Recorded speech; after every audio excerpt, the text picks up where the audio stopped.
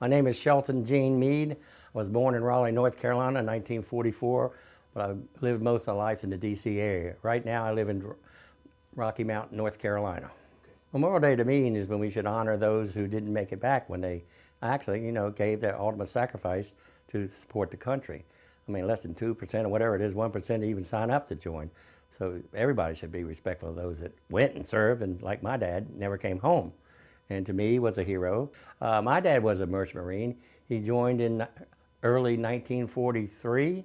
He was 21 years old. His ship was brand new, the SS John Harvey.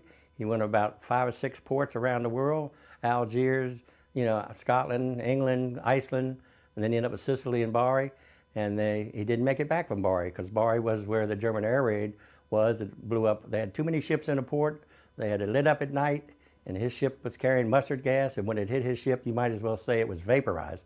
Not only did the sailors die, all of them, my dad's ship also had 10 chemical engineers on there. That's not normal for a Liberty ship to have chemical engineers because they were carrying mustard gas at the request of the British, and we were only going to use it if the Germans used it against us. That's neither here nor there.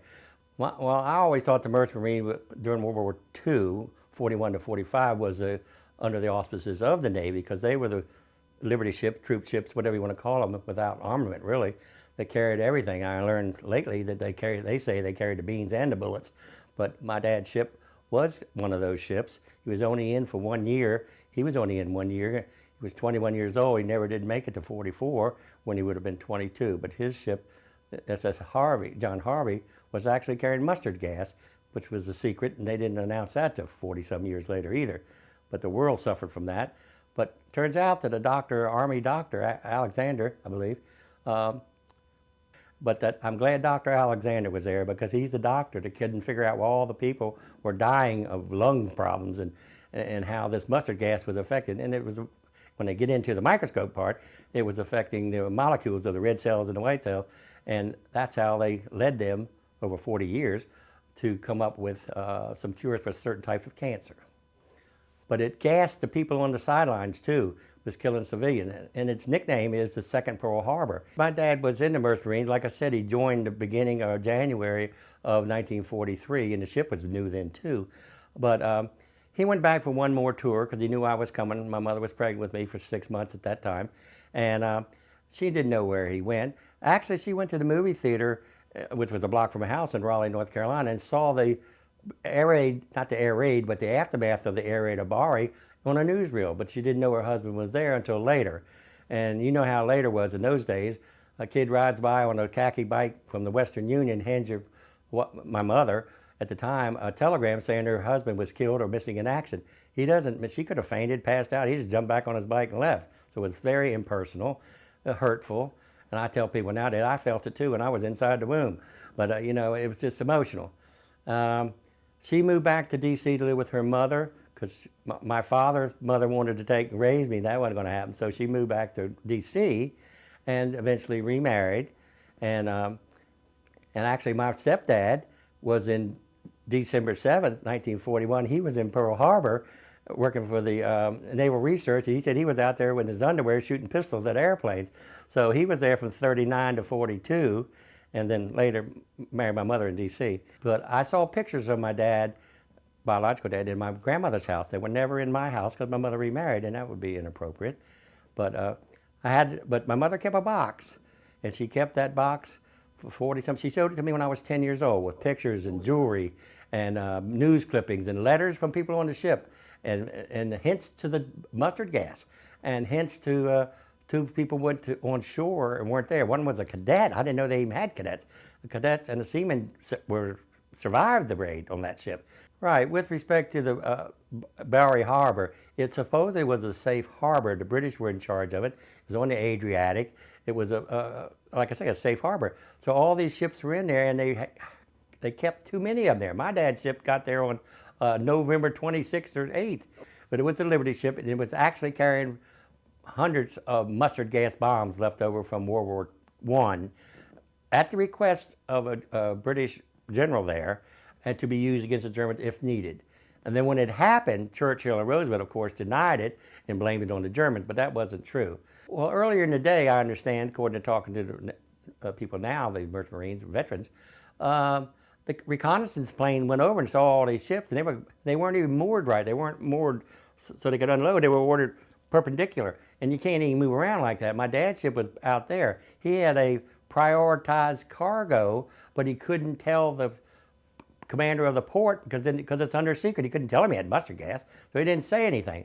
But the German reconnaissance plane went over. Then at night, the harbor was lit up, and they just came back with 100-some planes and bombed the heck out of it. They didn't have any idea there was mustard gas there. There was just a ship, and they were moored together. There was actually 3 of them together, and it hit that one, and of course it took out those.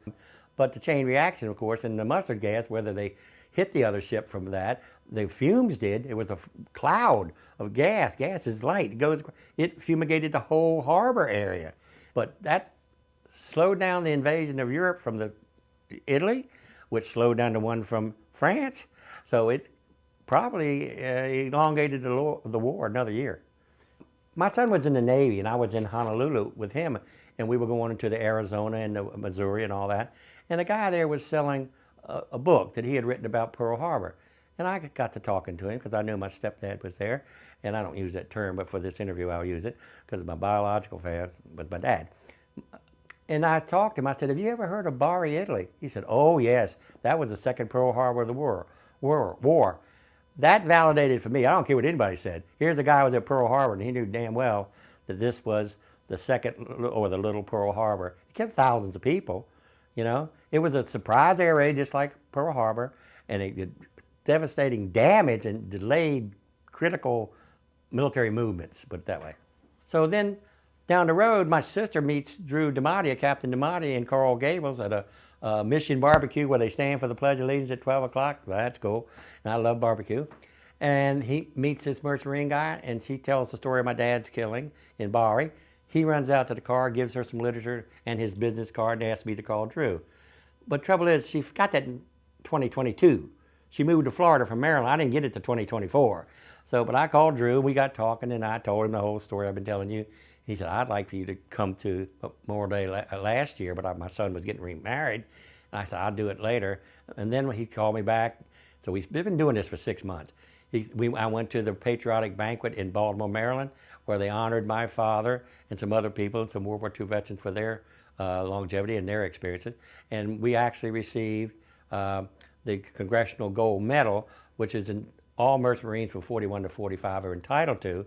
I didn't win it. I'm taking it for my father, posthumously, won a gold medal because he is one of the Merchant Marines. We need to find these people or their relatives thereof. It could be children, aunts, uncles, whatever, and pass the word on. Tomorrow, a group from the cadre of people from the American Merchant Marines Veterans Association have asked me and my family, my 2 sons and my wife, to be a presenter of a wreath for the Merchant Marines at the Tomb of the Unknown Soldier at Arlington National Cemetery. U.S. Merchant Marine veterans, World War II.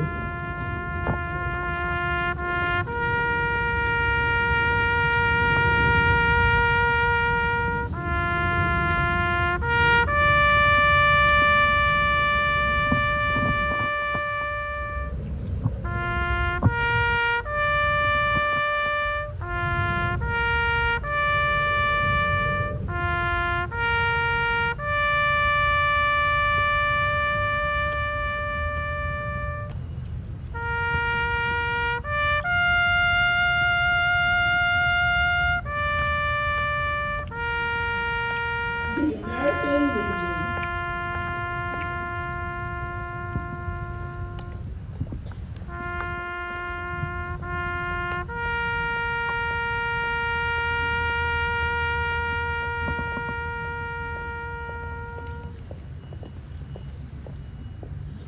I understand this is only the 4th time in 82 years this has ever happened, so I'm definitely proud of it. I tease people at home and say, I'm one of 360 million that asked to do this. That's a joke. I'm not trying to get any credit for that. But so I will be honored. I hope we are putting the Merchant Marines of World War II in the spotlight, and hope someone does it again next year. Thank you. Can I get a heave ho? Heave ho.